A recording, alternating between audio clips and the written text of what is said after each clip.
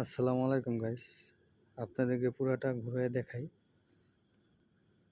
এখানে আগে সরকারি কাজগুলো বেশি হতো, এখন হয় না। এটা হইলো কতারের সাথেই কুয়ালালামপুর।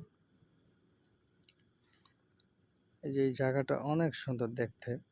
তো এখানে অনেক ভাইরা আসে ভিডিও করার জন্য। বাঙালি ভাইরা আসে, চীনারা আসে, সব দেশের লোকই আসে এখানে ছবি তোলার জন্য।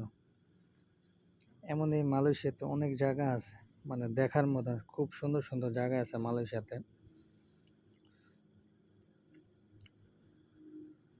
তো আজকে আমার ফ্রি টাইম ছিল আর রবিবার বন্ধ ছিল, সেজন্য বিকাল টাইমে একটু বার হয়েছি ঘোরবার জন্য আর আপনাদের জন্য ভিডিও দেওয়ার জন্য।